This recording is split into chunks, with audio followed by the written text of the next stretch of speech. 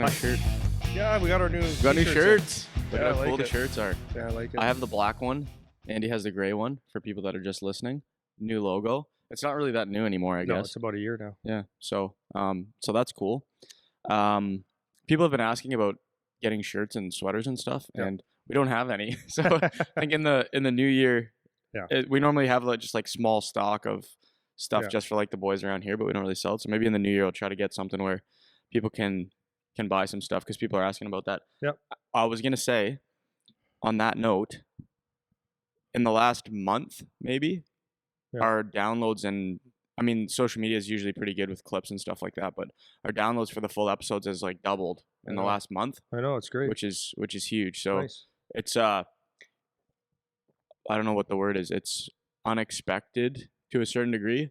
Well, you know what? It is and it isn't. No, what happens? This is life. You do the work and things happen, good or bad, right? True. And we're doing it. We from feedback that we're getting from a lot of different places, people are very happy with our podcast.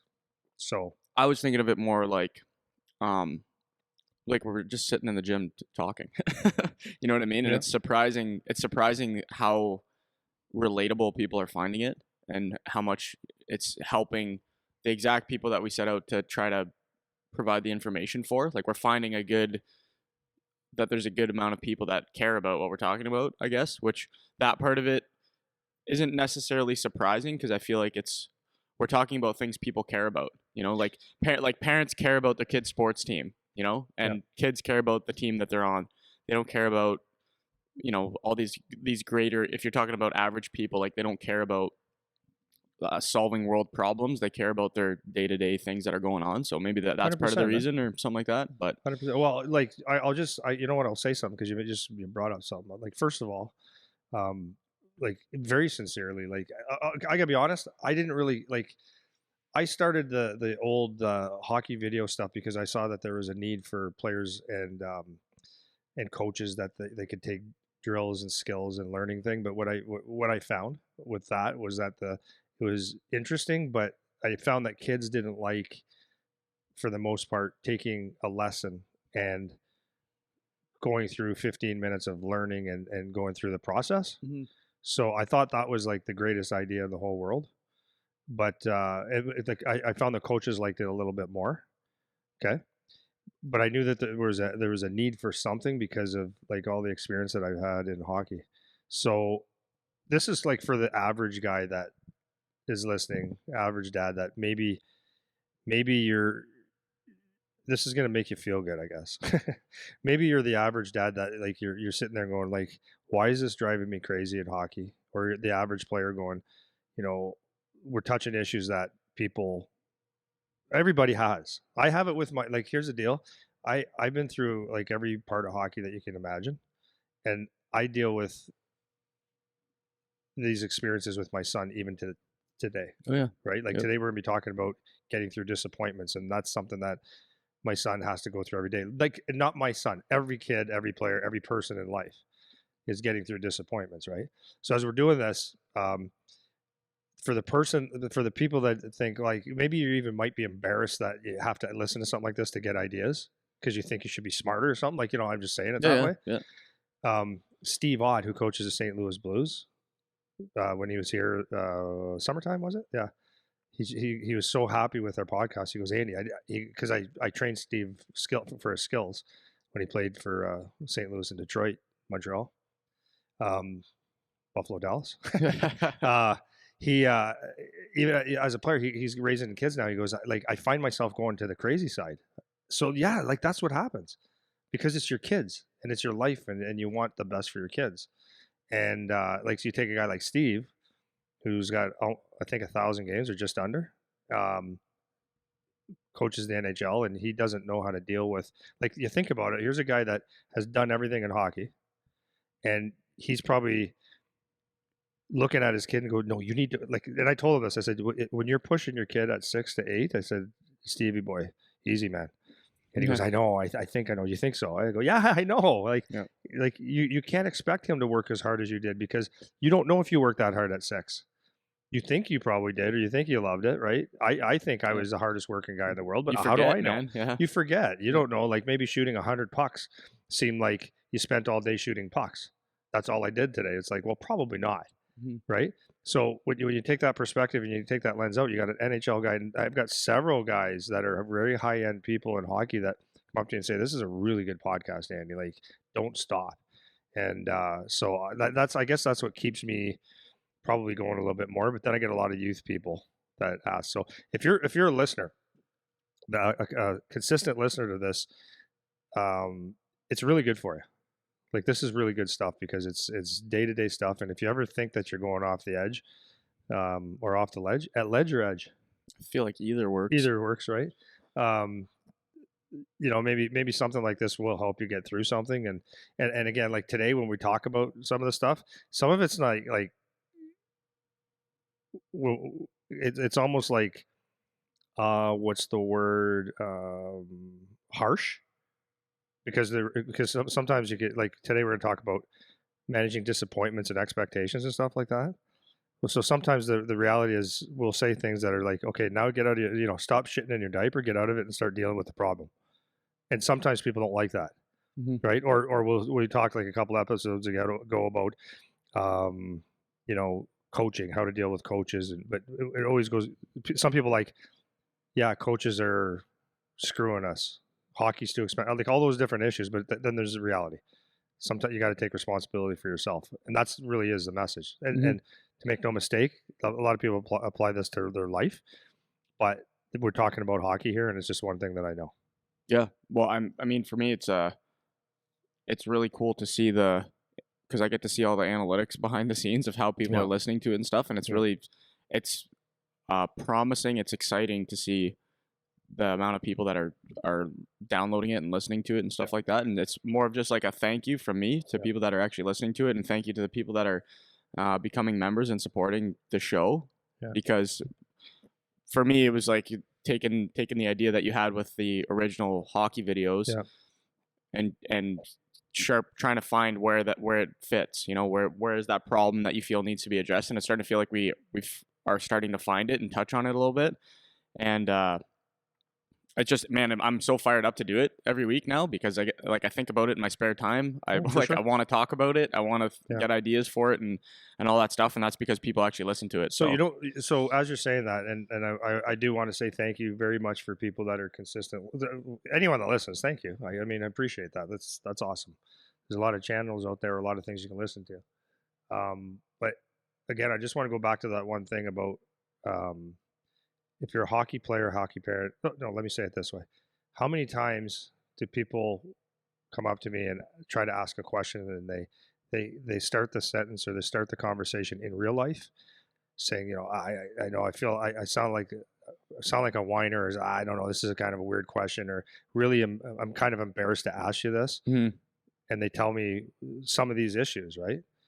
And I think that's one of the things that I don't think people, parents, kids, like there's things out there you don't understand or you have to deal with, right? It's like like people that have mental illness, and people are, it's almost like there's a stigma around it that it's a negative thing when there's nothing you can do about it, or sometimes you just are in a depressed state. Like that's not really me. But so when I first heard of people being depressed, like years and years ago, I'm talking in my 20s, I'd be like, well, just snap out of it. Like, why do you be depressed? I didn't understand it. It's almost like that, like where people are like embarrassed that I don't know how to solve my kid's issue, or I don't know how to deal with my coach. And it's like, it's okay because you've never been there before. Yeah, how would you know? Yeah, and it's like, so if you're depressed and you keep it to yourself, if you don't go see a psychologist or whatever, some kind of doctor to talk it through, then maybe that just makes sense and it changes things. Mhm. So it's the same thing in this situation. Is if you listen to it, there's things that go, oh, okay, that makes sense. So when people come in to talk to me, or they'll say, hey, I got an issue with this, it's almost like they feel like they're less of a man, or apologetic for it. It's like, no, these are good questions, man. And 5 minutes to solve an issue or a strategy to help you is good. And I don't think lesser of anybody, because I do the same thing in business and stuff. Like right? I'm not the smartest guy in the world. Yeah. Well, not the dumbest guy either. So just for me to finish this off, if you want to book a call with a parent, coach, player issue that you would like me to spend time and maybe help you through it, do it. Listen, man, it's not about I'm not a garbage can with a hairy lid. That's not what it is. But it's I can help. If I can help, I'll help. So it's a matter of reaching out, and we can book a 30-minute session or whatever. Lay on my couch, turn the lights off. No, and just help you through it, man. And there's nothing to be embarrassed about. In fact, when people are in situations that they don't know about, the dumb thing to do is nothing.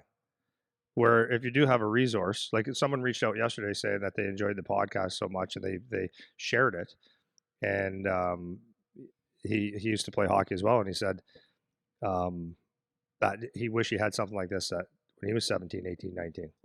Right. So you say, go ahead, reach out, man. Like yeah, for sure. That's what it's for. That's what this is what this is for. That is what it's for. It's for that's what the member thing is for. That's what it's for. So I had one more thing I wanted to touch on, kind of on that note, for people when you are listening to us. Everything that we say, and this goes for the podcast or like the TikTok clips that we do or Instagram, social media stuff. Everything that we're saying, it almost always has a very specific circumstance that is being addressed with what we're talking about. So what we're saying is applying to a certain set of circumstances. We very rarely just throw out a general statement that applies to everything, because normally that isn't the case, right? Almost always, actually, that's not the case. And one thing I'm finding with people that, just like an observation from, I don't want to like spend too much time on the comment thing or whatever, but sometimes if we're just looking through like what people are saying for ideas or whatever, a common thing is like people get real nitpicky, and I know it's easy to do on clips and stuff like that, but you have to think about what is the context that we're giving the advice in. So the one example from last week, people were talking about we were making fun of the kids' hair and what they wear and like the first impression kind of thing. Yeah. And somebody was saying, I think they deleted the comment actually, because maybe they thought about it again after, but they said something about how like I have a backwards hat, I have a chain, you can see the bling in the videos. We're wearing gym clothes, both of us, whatever.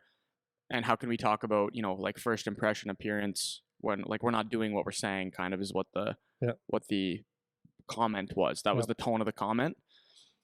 And that's just a good example of you missed the boat on what the message of the clip was, right? Yep. So when you're in terms of just as this example for your first impression, it's like has to be appropriate to the situation. Like, so for me, I'm sitting in the gym right now. This is where we work in the gym casually. Yeah. I'm not looking to make an impression on a coach or a scout or whatever, right? If I was going to a business meeting, would this be what I'm wearing? No, this isn't what I would wear.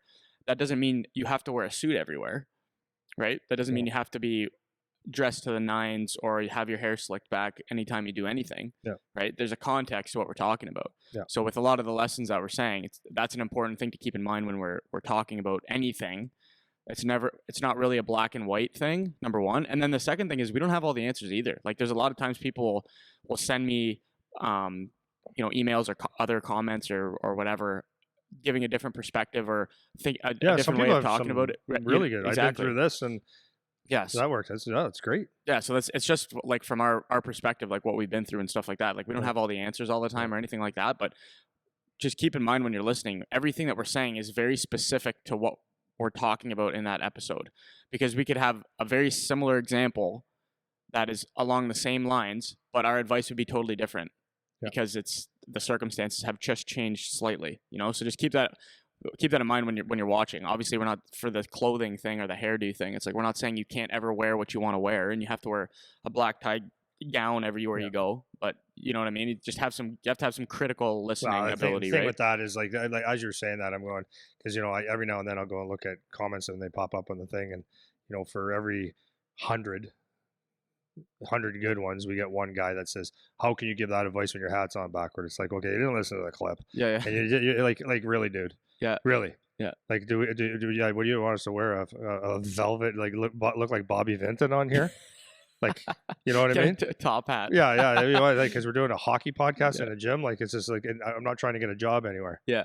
That's right. And we're appealing to a certain community, anyways. If you start wearing the Bobby Vinton outfit, then people just the comments about like nice velvet suit you got on there, brother, with the flowery. Anyways, all right, I digress. That's enough of this shit. Funny. Okay. So I'm good with that. So, anyways, to wrapping all that up, just, like, thanks again for everybody that's listening. Yeah, it's awesome, man. Sincerely mean it, man. It is so cool, like, seeing where it's going. Yeah. And I know it'll be like a big part of what we're doing down the road. So Yeah.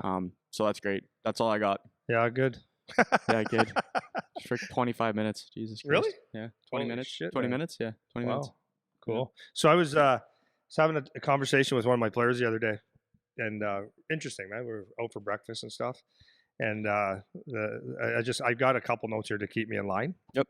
So started off with because he's known some of the players that I've trained, and like even at like when I was in Detroit, knew some of the players there, and his question to me was, "Hey, Andy, why like?" He named a player. He goes, "Why do you think that guy didn't make it? Or why did this guy make it over this guy? Or did you ever see this guy make it? Like, how come? Like, it's weird, eh?" And I go, "Yeah, it's weird, but it's there's different reasons, right?" And so, like, one of the things was, first of all, so and it goes back to a lot of conversations we had before. Just because someone was good at 14 or 15 doesn't necessarily mean they're going to be good at 17 or 19. Just because someone is a really good, like we were talking about this in our office the other day, is it's funny to see how, people project someone that just gets points or is dominant at midget. And then if they get drafted to the OHL or college or something like that, the game doesn't translate, right? I was just about to use that word. Yeah, it just doesn't translate for some reason. It's the game doesn't, the game that they play in midget doesn't transfer into junior well. Right? Or their body stops or they peak, right? The guys that play really good in junior, like you'll see this all the time, right? Like my son was asking me the other day, "Hey, whatever happened to David Levin?" So he was a first overall pick to the Sudbury Wolves, I think maybe 2012, maybe earlier than that. First overall pick. And I said, you know what? I not much. Like he did a little bit of pro stuff. So I ended up playing in Europe a little bit, right? Nothing major. First overall.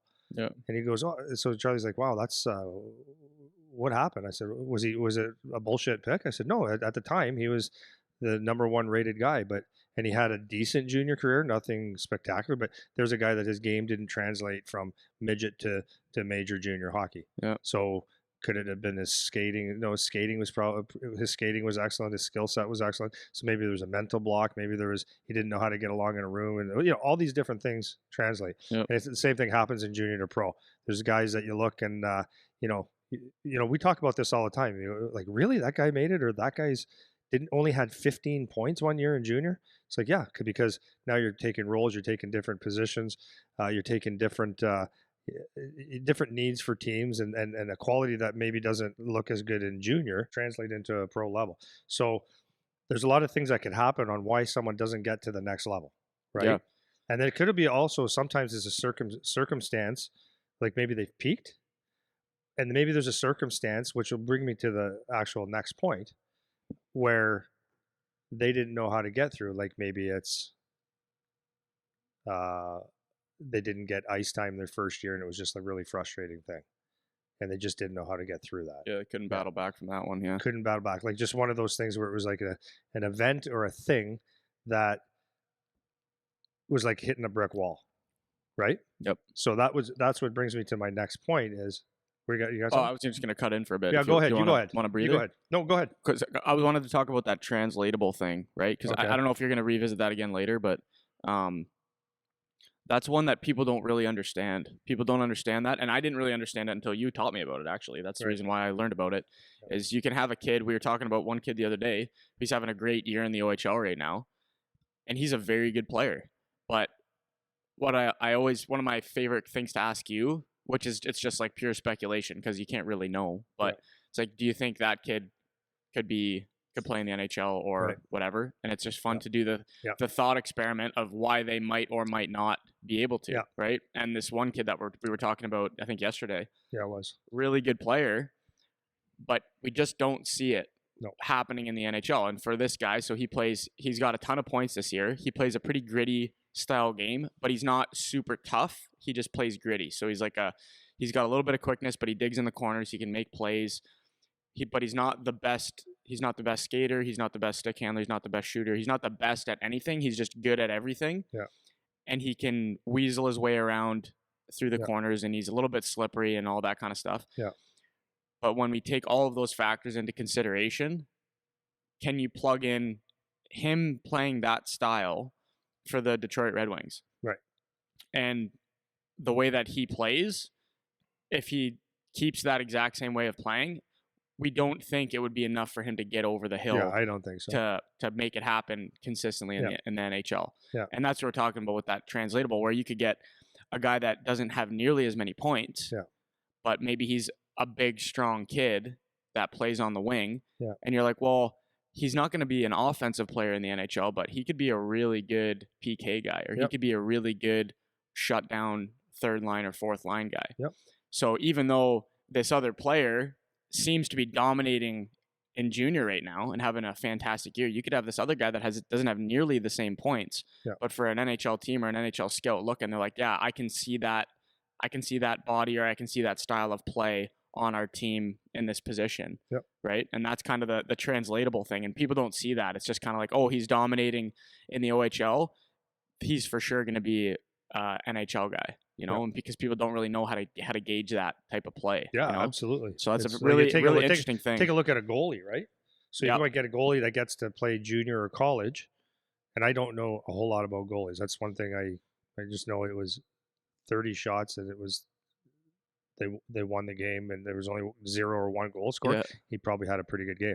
But like you take a look at a goalie, a kid's kicking pucks, and you see this a lot of the kids. Well, here's another example. You take a lot of kids that play for the Canadian national junior team and the World Juniors. You think that, okay, these are supposedly the best players in Canada, and they are kind of, sort of, but there's very, very small percentage of those players play in the NHL, let alone be great NHLers. That's right.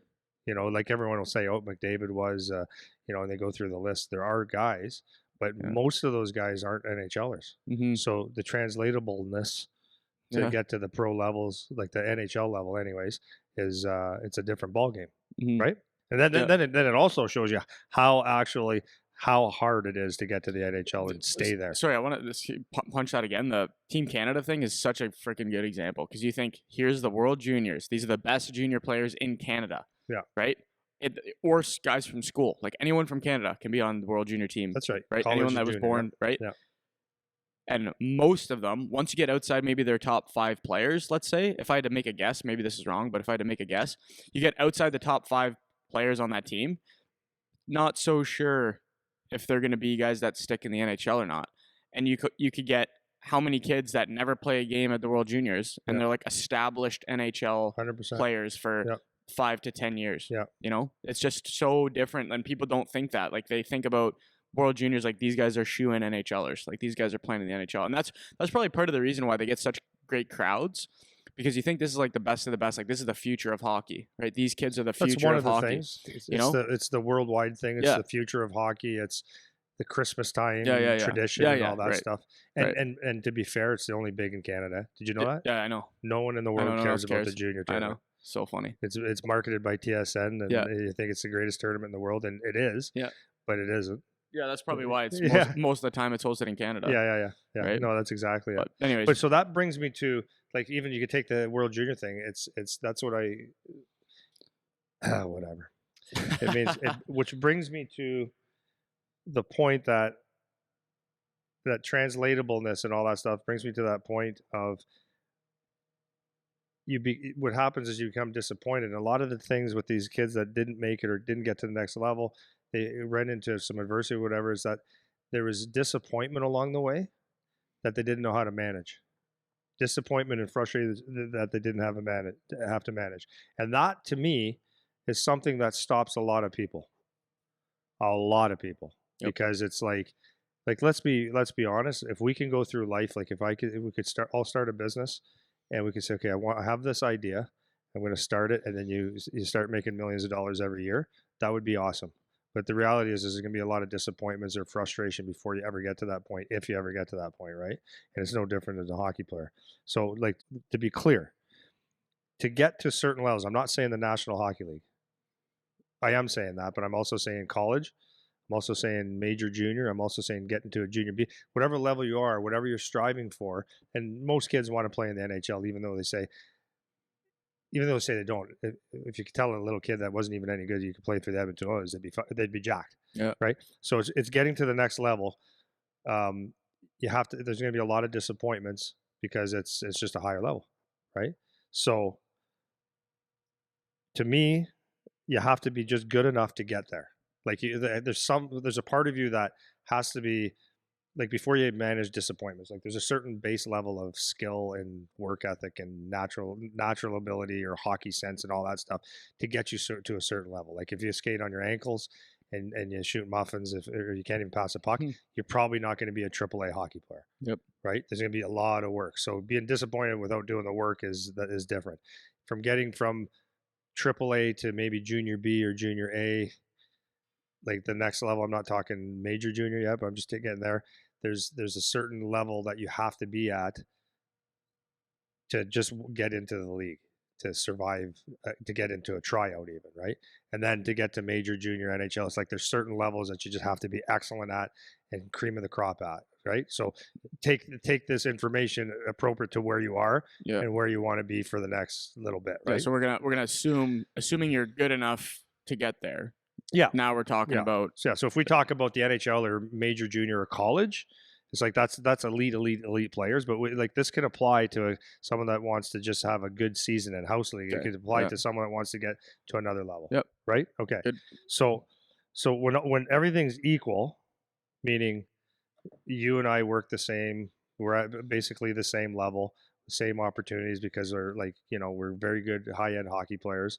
When everything is equal, is what's one of the separators, and part of managing disappointment is mental toughness, right? Like obviously you have to have a brain to get through tough times, right? Yep. But to me, it's getting from one disappointment to the other. And I know that sounds like kind of weird. What does that mean? Well, it simply means that when you play this game, you're going to have a bunch of disappointments along the way, and a big part of getting to your goal is making it through each disappointment. It's just getting to the next one. Mm-hmm. Do you know what I mean? Yep.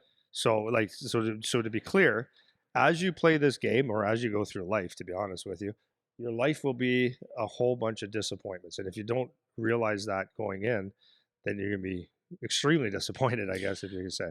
Yeah, would you say, I was going to say this, I don't know if I believe it entirely, but I'm thinking when I reflect just quickly right now, I feel like when I played, it was more disappointments than highlights. Right? 100%. So I got an example before you go there. Yep. I was talking to, actually, I'm going to be talking about Eric Wellwood in a second, but Eric Wellwood coaches in the Leaf system with in the East Coast League. Mm-hmm. And we were talking about a player, and he said this player has an injury, and he keeps, I don't know, man, like it's still sore. So Eric finally said, goes, honestly, go out and play. Because if you think you're going to feel good every time you go out and play, you're wrong. You're only going to feel good as a professional hockey player 7 or 8 games a year. Yeah. So get over it. You're going to have to feel uncomfortable for a while. To your point, there's probably more disappointments than highlight, and I would say that's everybody. Yeah, that's everybody, including, even though what you would consider a Connor McDavid or a Sidney Crosby disappointment,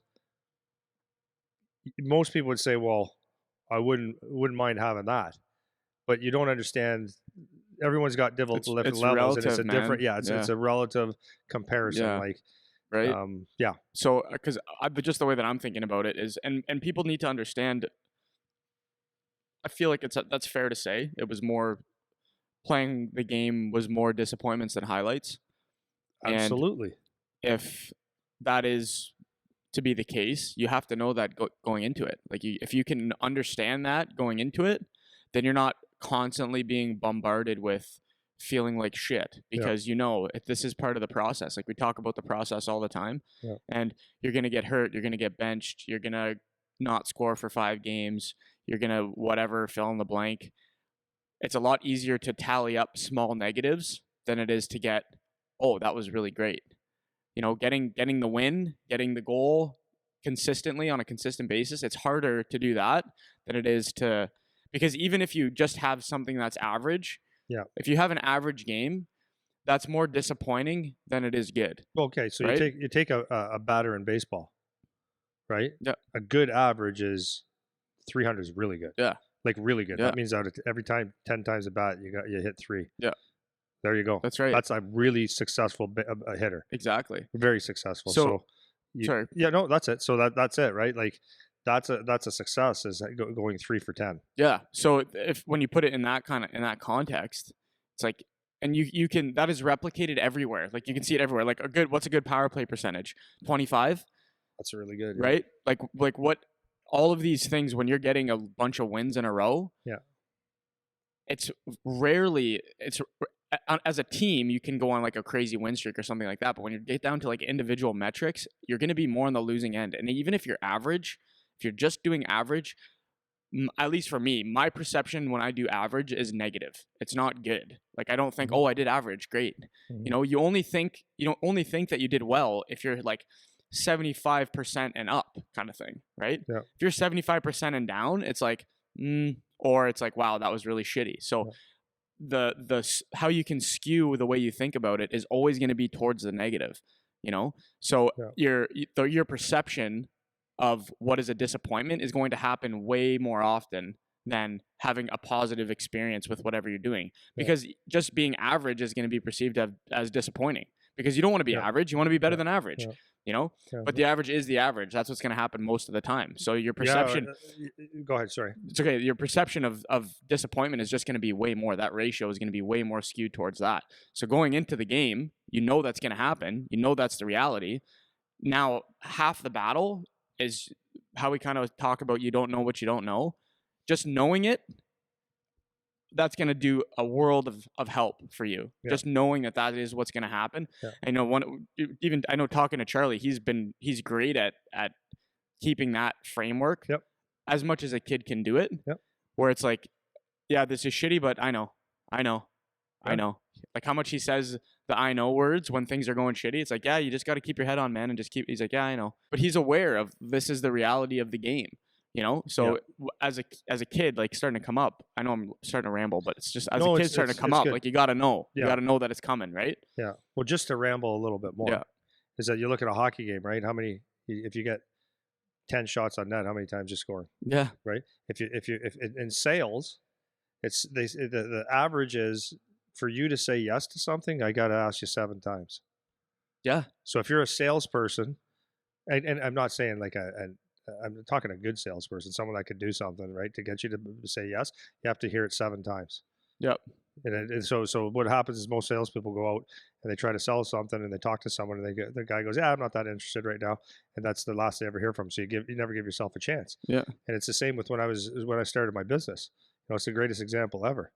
Is, you know, I said, okay, I've got this great idea. I'm going to start doing this. And when I was talking to people, like how successful my business is now compared to, like, right, you would never think this happened to me.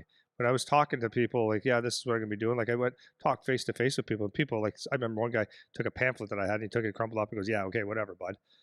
And I was like, ugh. And that could have, like, I could stop people dead in their tracks, right? Because it's very disappointing. It's crushing. Yeah. You throw in your great idea out and someone just goes, yeah, shut up, man. Right. Yeah. So like this is actually life. Yeah, like you're losing more than you're winning. Yeah, that's the marketing thing too. Like when I was first sold the first program online that I ever sold, I was like, man, I can see how many people are clicking on it, and people aren't buying it. Yeah. And then one of the guys that we have, he was working in the summer. He's in accounting. Yeah. And he was looking. He's like, dude, you have like 2.5% of your clicks being converted sales. He's like, that's good. He's like, that's not a bad thing. Right. Yeah. So you would expect like 2.5%. Yeah. That sucks. It means you're failing almost every time. Yeah. Right. So no, it's amazing, man. So I wanted to go back to, like, I'm using Eric Wellwood because he's close to my heart. He's a good friend of mine. He worked for me where I worked with him. I trained him and all that kind of stuff. And we had this managing disappointment talk several times, you know, and it's like something we always go back to and we kind of laugh at, right? So Eric Wellwood currently coaches the East Coast team for the Toronto Maple Leafs with Newfoundland Growlers. Previous to that, he was coaching the Flint Firebirds of the OHL. Previous to that, he was coaching the Oshawa Generals as an assistant coach for a couple of years. And previous to that, so let me go back to now his hockey career. So now think about this. His brother, Kyle Wellwood, another client of ours, he was a superstar, first round pick in the OHL. What was it? Anyways, I think he won the scoring title, and it was right knocking on the door another time. He's just a superstar. He played for the national junior team, played in the NHL, San Jose, Winnipeg, Toronto, and just like a super skilled guy. And it was like almost like things were easy. In fact, like to be quite honest with you, Kyle was not a hard worker. He refused to work out. He didn't care about his body. He didn't really care about hockey that much. He was just really good at it. Yep. Right. So he had that base where he's just going to be good at it. He's his to screw up. And I'm not saying he screwed it up because he didn't really care enough to screw it up, but he had a good career. Right. Then you take Eric on the opposite side. This guy he is, I know people are going to say, no, he's not. Yeah, he is. He's Connor McDavid speed. He's Taylor Hall speed. He's like that lights out So fast. He's so fast. Yeah. So he grew up playing in this area, and then was drafted in the 4th round of Spitz. He was a skinny little runt, still is a skinny little guy. And he went to the 4th or 5th round of the Spitz, Windsor Spitfires. That year he didn't make the Spitz right away. They brought him up for 23 games. The next year he played 68 games. So this is as a 17-year-old. So 68 games, he had 16 points. And the team was actually starting to get good. Taylor Hall, Adam Henry. Yeah, man. The 2 Memorial Cups on that team, right? 16 points. He had 9 goals and 7 assists. Nothing to get too excited about, right? The next year, and this guy's good, man. This guy was good. The next year, 61 games, he had 34 points, 16 goals. In his last year of junior, 65 games, 68 points, 31 goals, I think it is. Okay. Now, who cares about the stats? In those last 2 years, the Windsor Spitfires won 2 Memorial Cups. Okay. In those last 2 years, that's where Eric would have been like a 18, 19-year-old guy, right? And at 18 was his draft year. Didn't get drafted. Didn't play on one power play in those last 2 years, except for one time when Taylor Hall, Ryan Ellis, and someone else was at the World Junior team. He got a couple cracks on the power play. Yep. He got all his points, even strength or shorthanded. Yeah, I have his thing pulled up here. Yep. So his last year, he had 68 points in 65 games. He scored 31 goals, and he was a third, fourth line guy. Fourth. Okay, so this is where we're going. He's a third, fourth line guy. Yep. Okay. Didn't get a power play. So if you look at every kid that goes through the Ontario Hockey League, and you know, I just don't have stats for college, but it's relative. It's always relative. Yeah, for sure. There's a development period. See, because everybody wants to have everything and they want to have it now. I get that, right? And it's hard to understand that you don't. So he looks at this lineup, and he makes the team, and he's contributing, but he's not Taylor Hall. Mm-hmm. He's not Adam Henrique. He's not Ryan Ellis ice time, right? Yep. Loktionov, all these guys. So he's like a second fiddle guy, maybe even third fiddle. But he did a job, and he did it well. So he said, like, he was just wanted to get a power play, and he went through everything that a kid went through. You know, you complain about it a little bit. You wish you had more. If I had more, I could do that too. I just need the opportunity. And then it was like his last year, he's like, well, I need to get some ice time. I just want to get traded. So he flirted with the idea of asking for a trade, and then he just didn't. He just sucked it up, and he played real hard, right? Mm-hmm. And he was a really good 5-on-5 player. So a lot of times you think that no one notices that. It's like, you're just the third or fourth line guy, and it's, you know, Taylor Hall has 112 points and you've got 61, right? Yeah. Or whatever. It's like you're half the player. Yeah. Right? So you think nothing happens. Well, that final year, after going through it and all those disappointments. So what are the disappointments? Well, I kind of think I went through them, right? Yeah. You're on the third, fourth line. You've done it for 2-3 years, maybe even going into 4. Yeah. It's like, I have no chance. Mm-hmm. Disappointed. I want a power play. I want more ice. I want to be the go-to guy. And it's never going to happen. Win Memorial Cups, okay, that. Of course, that's great. But it's like, maybe personally, I would have been better on a lesser team where I got more ice and more points, right? So his last year, he does get drafted to the Philadelphia Flyers in the 5th round. So it's like, okay, there's a pretty good thing. So he goes and he plays in the American League and got a couple games his first year with the Philadelphia Flyers and played great. Got his first goal, and things are moving along. He gets so that everything's good. New coach next year. Yep. So, and this is like another disappointment. Like, Yep. okay, I fit in here. Just when you think everything's going well, it was like, oh, okay, like that's like getting a freaking sledgehammer right across Oh the yeah, head. dude. Yeah. It's like everything was going my way, Yeah. and now that. So they made a trade, sent him down a little bit, and he was playing great, right? Yeah. He was an NHL guy, he got sent down. So then he gets in a game.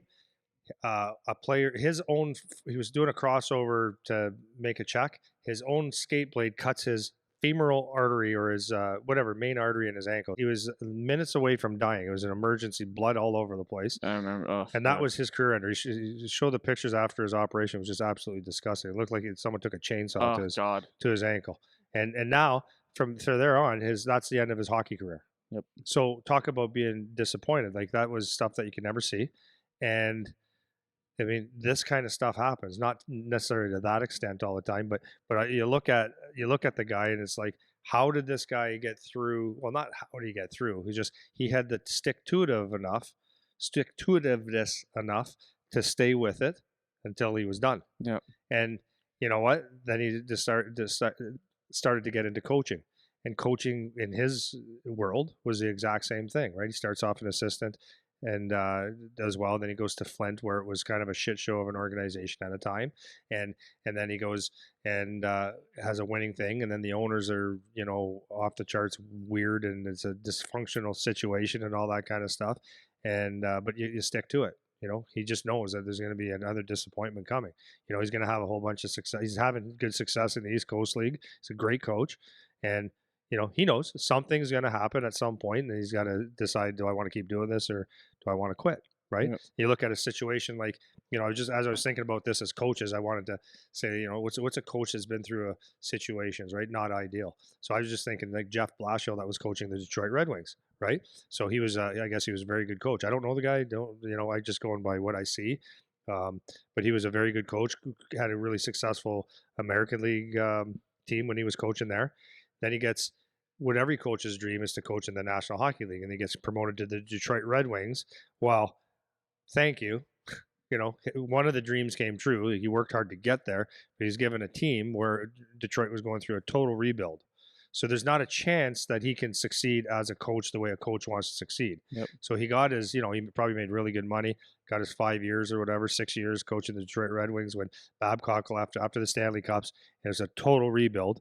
And it's like the guy can't win. You're not winning. You can't win. Yeah. So that's a total disappointment. I got my dream, but here's a how do I bounce back from this? Yeah, for sure. Right. So that's hockey, man. Yeah, that is hockey. So I want to just do a recap on Eric's situation, because it's the same situation. Everyone has some version of it, and the disappointments come in all different flavors, right? Yeah. So what you said when he started, so he was, well, even before he played in the OHL, he was a superstar, like AA player, right? Oh God, yeah. Because he was scoring like 100 something. How many do you want? Yeah, right. So he went from that kind of confidence and success when he was in minor hockey, jumps up to his trip. I saw his draft year, AAA, his last year. I think he only played the 1 year, or did he play more than one? AAA. I think he played 2 years. Yeah, so anyways, he went in minor Bantam or major Bantam. Major Bantam. And then so his midget minor year, he was like under a point a game, so maybe not the top guy as bad he team. Was. Yeah, bad team as he was in AA or whatever. So there's your first layer where it's like, man, like this isn't as fun. Yeah. Then he goes to the OHL where he's supposed to be a good player, and has the first year that every kid has in junior, where it's the fourth line guy struggling to get ice, whatever. But you're thinking, I'll get to that 18, 19 where I get to play. Yeah. Maybe you also he's a superstar player. Right. And he got drafted in the 5th round. Yes. Like most kids that are going to play in the NHL don't expect to get drafted in the 5th round of the OHL draft. Right. Right? Yeah. And he was a superstar, could fly. No one was faster than him. Right. So he goes 5th round? Really? So he goes from on that Windsor team. And Windsor was not a very good team. Like I remember when I was young, when they were playing at the barn before Taylor Hall, they were always crap. They weren't good. No, they weren't crap. They had a couple crap years, but like Mike Kelly was when he was after Mike Kelly. They were there was like a stretch of a few years when I was a kid. They played at Windsor Arena because that's when they drafted Taylor Hall 2nd overall. That's so they had a couple years there. Exactly. But before that, when Mike Kelly had it, was they were pretty strong every year. So Spezza, Wellwood, all those. Yeah. So you're going into maybe like a poor team. At the time, Eric Wellwood, because he was drafted around when Taylor Hall was drafted, right? Yeah, year So after. now you're like, okay, I'm on a weaker team. I'll probably get some opportunity, but no, not the case. Yeah. Then you're in your third and fourth year, and you're thinking, okay, I'll get some opportunity. Not the case. You got you got Taylor Hall, Yeah, man. Ryan Ellis, Nemus. They brought in Dale Mitchell to Yeah. come play. They got all these superstars because they're making a run for 2 Yeah. years in a row. Yeah. And so now he's got to bite that. Yeah. Then he finally gets a break where he gets, okay, I got drafted. Now I'm going to get a chance in the NHL. Yeah. And he's got to go through the ups and downs of AHL, NHL, what that does to you mentally. Then you get a coaching change when you think everything's going good, and now it's a complete curveball. And I remember that happened to me when I got traded, and that sucks. And before I got traded. And then he gets hurt. Yeah. And it's like just one after another, after another, after another. When you look at that in its entirety, the only real highlight, you get 2 highlights out of all those disappointments as an observer of what happened.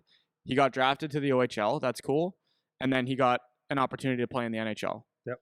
So in that stretch of 4 years in the OHL, his 2 previous years of minor hockey, and then his 3-4 years after his last year, we're talking about a decade. Yep. In a decade, it seems like there's 2 highlights. Yeah. And everything else is just getting pummeled That's by you have to deal with this mentally, Yeah. right? So I wanted to point that out because there's very different types of disappointments that you can get all along the way. Yeah. From coaching changes to playing time to injuries to whatever the case is. And all of those things are more of the same. You have to be able to battle through that to whatever degree, you know. 100%. So, man. I want to go to the next little part is like how I want to just like as a youth hockey player to a teenager playing junior college, whatever, to NHL. It's like in youth hockey, what are some of the things that could be disappointing to you? And like some people will say, well, that's just life, man. But you're kids, right? You're kids and you want to play hockey and have fun and have things go well. So disappointment could be the ice time you're getting, right? Sometimes you get a coach that's just plays to win, some play fair. Like either way, you could be disappointed in your coach. You could be disappointed in your ice time. You could be disappointed that there's kids on your team, your best friends on your team have the best equipment, and your parents can't afford that. It's not like your parents are jerks; it's just they can't. It's like, yeah, of course, it's your kid. Of course, you're disappointed that someone got the brand new stick. Every time a new stick comes out, and your dad's finding you the second hand, heavy at the bottom and all that kind of stuff. Not second hand, second tier, right? Or the skates or whatever. It could be, you didn't get invited to the spring camp that the top guys got. You feel like you're in that quality of hockey player, but you didn't get the invite, or it's the selection camps, all the big things where people get a little bit of glory, and maybe you didn't get that, right? Could be disappointed in teammates, right? Different things like that. As you get older, it could be like when you're getting 15, 16, 17, depending if you're into the OHL or Canadian Hockey League or college. Doesn't matter. Everybody in Canada, anyways, would like to get drafted to the CHL, whether they want to play college or not. It's a feather in your cap, right? So it's when you're playing and you feel like you're a good hockey player, and all of a sudden you're hearing that other guys are getting talked to by teams, or they're getting interviews, or they get drafted, and you got left behind. It's disappointing. You just say, well, what about me? That's what kids do, right? Like, even if you're not the best player on the team, what about me? And how do you deal with that, right? And one good example is we have a kid here that I'm really proud of this guy because he was how do I say this? Okay, so when he was growing up in youth hockey, he was like an immature hockey player. Like he had some, I wouldn't say he was highly skilled or anything, but he played a tough enough game. He was skilled enough, skated okay, but he played an immature game, and it was like, let's get points. He was a defenseman, get points, and he would try to skate through people and do everything almost individually, and go out of his way to do things to be relevant. So he didn't get drafted, and of course he was disappointed. Then he went from there, didn't get on a junior B team right away, and so he went to play U18. Had a pretty good year. The important thing that he did is, like, with this disappointed, it fueled him. He was disappointed that he didn't get drafted. He got disappointed that he didn't make a junior B team, but it fueled him, and he consistently came to the gym and worked out. He consistently did everything, eat right and work hard and work on his game, and was a good student and all these different things to make himself better. And now he's in his year and a half. Like he was up and down a little bit in junior B last year. This year he's playing junior B and he's like putting points up. He's getting a lot of ice time. He's looking really good. He's continuing to work out. He's doing all the things that he can do. And now he's got teams talking to him from colleges, and he's sitting there going, "Oh, okay, this is great." And that's really how you want to approach the disappointments, Yep. because he did it the right way, and he's going to continue to. And so all this happening, he might not get that scholarship. He might not get a junior A invite or a chance somewhere else yet.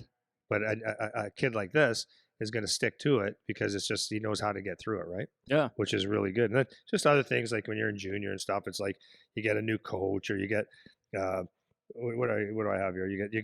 There's trades, you get traded or you're talked about in a trade. It's like that's disappointing. Like you look at it like someone doesn't want me, or you get trades on your team to make it weaker, better, or you lose ice time. Like there's all these different things that could happen.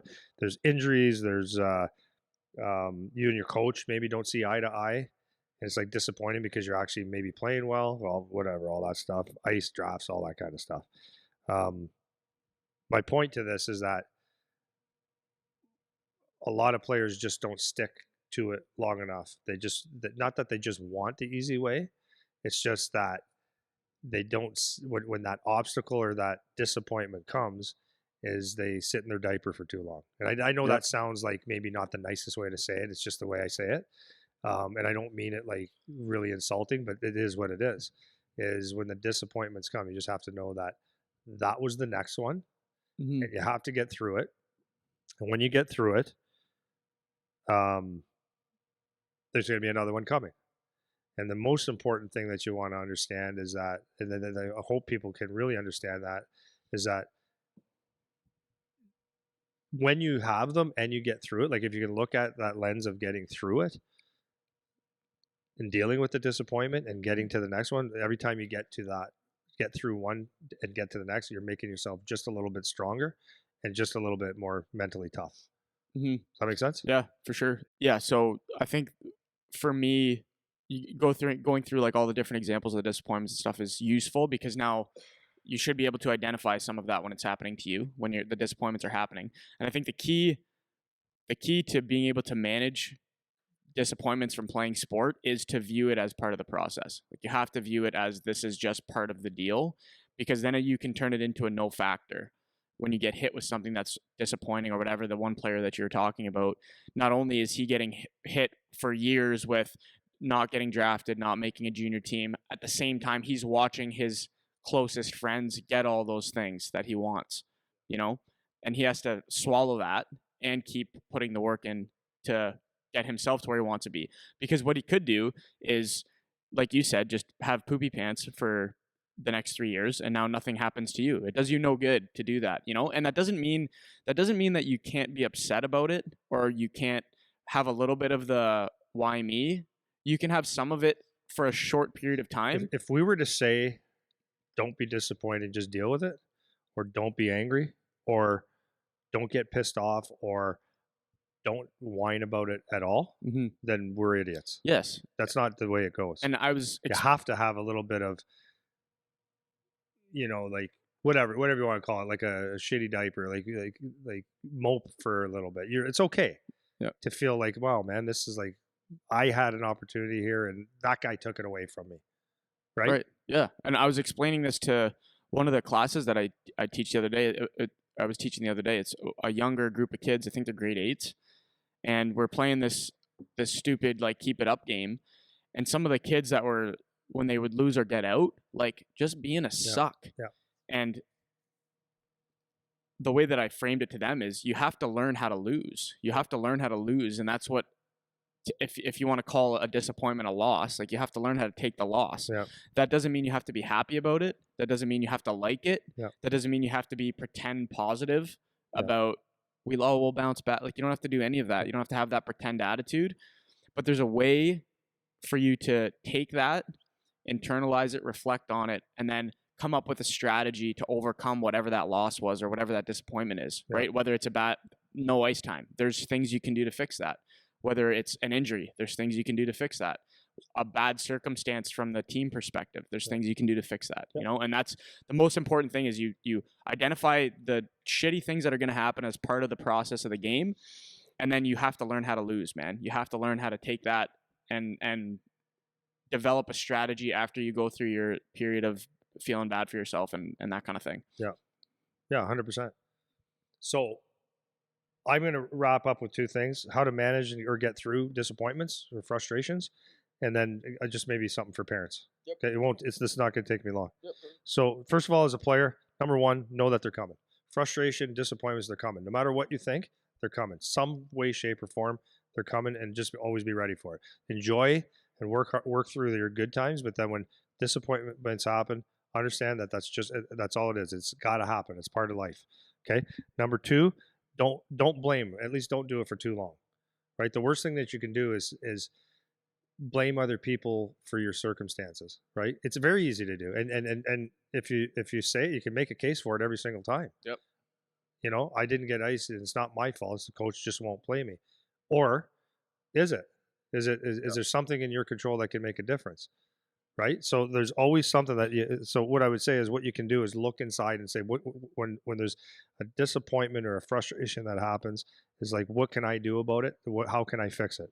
Right. Yep. So if it's an on ice thing, like if it's just in general, right, you're not getting a lot of direction. It's like, really understand those 3-4 things that are your assets on the ice that you do better than anyone, or that you do very, very well, and make sure you stick to the basic type of hockey that you play, and do it like extremely well, right? And then work on that perceived downfall that you may have, right? So if a coach is not giving you ice time, try to figure out why, and maybe you have to communicate that with the coaches. What do I have to do? That's a very important thing. Is get the communication piece is really big either way. But as if you're frustrated because you're not scoring goals, like, it's not like there's something you can do about that, right? You can sit there and say, I'm not getting chances, and be disappointed in that, or but there's action steps that you can do, right? It's shooting more pucks, maybe watching videos, seeing where you're falling short, right? If it's criticism from somebody, like maybe the coaches, or you're like, let's say you're at a higher level now, and the scouts are saying, yeah, he's a good player, but he's a turnover machine. It's like, okay, you can cry and say, well, no, I'm not. Other guys do it too. That's not helping you. It's like, okay, maybe we watch some video, or you be honest with yourself, and you look in that honesty mirror and say, okay, I'm a turnover machine. Where and how? And maybe if you watch and you're being honest with yourself, oh yeah, every time I do, not every time, but often when I get at the blue line or peel a puck off the wall, if I did it this way, or if I had a coach help me do this, maybe that fixes it and it's over with, right? Yep. Maybe yeah, or your skating. Your skating is not good enough. It's like, okay, well, that's fixable. Don't cry because someone said your skating is not good enough. How can you fix that? Can you get stronger? Can you get faster? Can you work on some technique? And if that's something that you can solve rather than cry about. Yep. Right. So absolutely. And again, work on those perceived downfalls, and make improvements, and disappointment might start disappearing. And then, like I said earlier, then you conquer something, right? You get through something. You're better, you're stronger, like not just better on the ice or better in that situation because you got through it. You're better mentally, like you're tougher, man. You're tougher. And that's an important thing. And the last thing is parents. This could be the make or break for a lot of kids. I take a lot of pride, honestly, that my son and I, and the players that we train in general, we have very, very good, honest conversations, right? And of course, I let my son, when he goes through some things, vent. We've had that conversation, and we have this conversation still. Are you just venting, or do you want to talk about it? And sometimes he says, I'm just venting. Okay, so I just got to be a garbage can with a hairy lid. Yeah. And it's okay. Yeah, because I want to be a good dad. Yep. Right. And then other times he goes, no, like, I'm getting screwed here. This, that, the other thing. This is bullshit or whatever. It's like, okay, well, let's talk about what. And again, it's solve problems now. So as parents, my thing is, and it's hard sometimes, especially if you don't know what you're in, but you got to do your best to not put gas on the fire. So because negative goes real bad real fast. So if you start finding the coach is a jerk. The coach is a jerk. Yeah, he's an idiot. He's an idiot. Then all of a sudden, the coach is an idiot. You don't listen to one thing, and you're focused on, yeah, the problem's not me, man. It's you.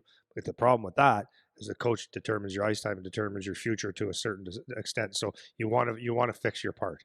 So do whatever you can to fix those things. And it's the same thing with the parents. If they hear, like I said, you got to work on your skating and stuff. As a lot of parents don't like to hear negative about their kids. So if you hear that your kid can't skate, it's like a high percentage of parents say, "Well, that's bullshit. He's fine. He's better than this guy." Well, that's not the answer, man.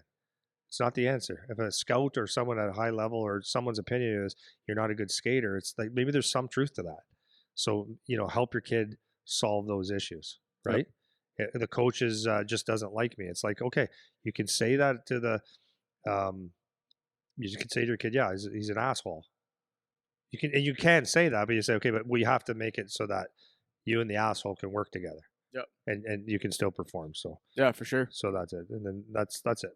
Yeah, that's good. I think my take home, like the last thing I want to leave people with, because we talked a lot about the types of disappointments, and hopefully that we hammered it home.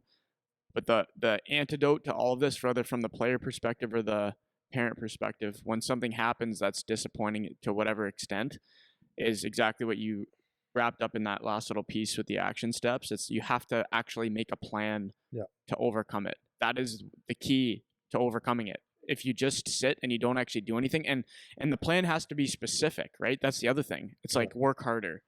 It's like that's not a plan.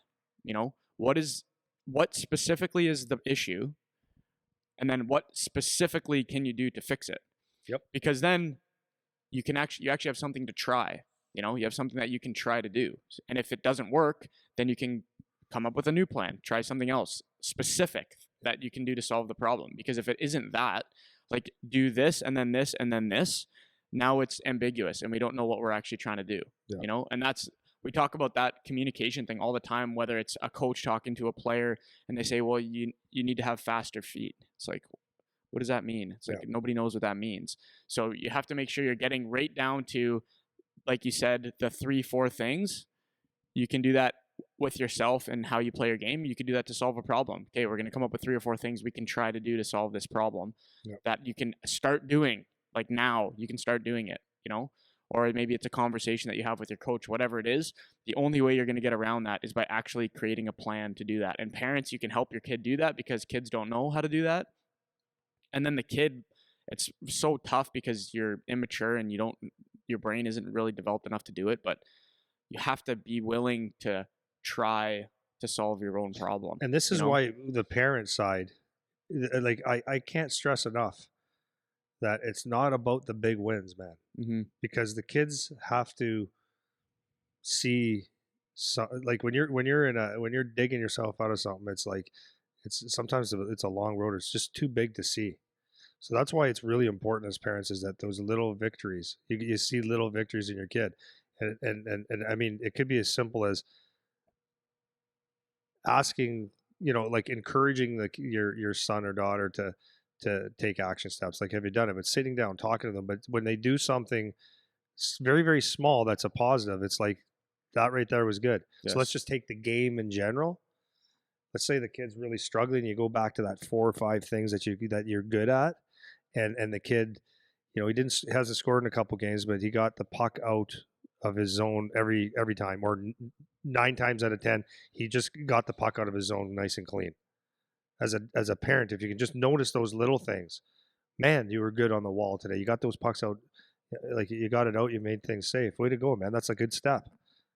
And they might not even think it's a big thing, but they heard a good thing, right?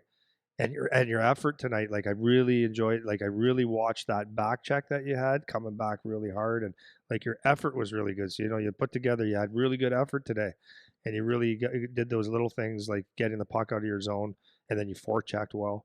So that if you keep doing that, things are going to build. And they've heard 2-3 things that, oh, okay, so you noticed something good rather than you played well, you played hard, like good work, right? Yeah, so it's those little things, and then and they typically lead to others. Yeah, for sure. The specifics are really important, man. It is one of the most important things for any whether it's an improvement or communication style or whatever. It's Yeah. like you have to be saying things that actually mean something. Yeah. Just not just random nothings or the common like trigger words that people say that if you actually get down to what do you mean by that, nobody can really explain. Right. It can't be that, and that's an important point with the parents too, is when we've said this a million times, but when you're trying to come up with a plan, it's like you don't hijack the kid's problem because they're not receptive to you just dictating how to solve their problem. Like they don't, I was talking to one of the girls that trains here the other day. I was talking to her about how she has to go talk to her coach. She's having issues with the coach. I remember that. Yeah. And she was saying, my parents tell me all the time that I should go talk to the coach and whatever, but they don't want to hear you tell them. It's like they need to come up with the idea. So like if you can do some brain ninja to help them to come up with the idea themselves without explicitly saying, well, you're not talking to your coach. So what do you expect? Or another way to do that, and I did this with Charlie one time, or maybe, it was one time. He had to address an issue in Pee Wee. And I said, you got to do the talking though. And he goes, okay. So would you like me to come with you? Yeah. I said, okay, I want you to call your coach. Just say, hey, can we meet before the practice on this day? And they're like, yeah, for sure. Mm-hmm. So I went in there with 4 adults, like looking at my son. Yep. And it was nerve-wracking, right? For sure. But I supported him. Yep. Yeah, definitely. I don't expect a 12-year-old to go in there and talk to adults and come out and say, what'd they say, son? Yeah, and that's kind of you should have told him this. Like, it's just support the kid. Let them know that you're there right to the end, right? And that's kind of my point, right? Because a lot of the parents, I've seen it a million times, and I want to talk about it more next week. It's just like dictating to your 13, 14, 15-year-old like what they should be doing. It's like, how do they know? They don't know. It's like, so just be supportive and do it in the right way so that they can actually come up with a plan. They don't view you as the enemy, like as parents, right? That's a common thing that I see with some of the way that parents are interacting with their kids. It's like, what are you doing? Well, and the other thing is like, I talk to so many people about this, and it's like, what do I do? They're all pissy, and I'm like, well, just, have a conversation with the coach. And they're like, or again, have the agent call. It's like, well, the agent, like, that's fine, but sometimes it's just, you can have a conversation. I mean, like, I'm not saying all guys are going to even communicate. Like, sometimes some guys are just going to say, yeah, beat it, whatever, man. Work harder, and they don't give a shit how to help you. But for the most part, people do want to be helpful or do want the best out of you, especially on their team. But it's how you approach the coaches is the most important thing. If you go in there like, you this, or why me? It's all about you. It's like, how can I make the team better? Like, how can I do something different to make the team? Yeah, that's really the approach to take. And I mean, there's ways to do it. It's not that hard. Yeah, but sometimes you just need a little push. Yeah, for sure. Cool. Anything else? No, I think we talked a lot today. Yeah, we did. We beat the shit out of it today. That's for sure. Okay, ciao for now. Yeah.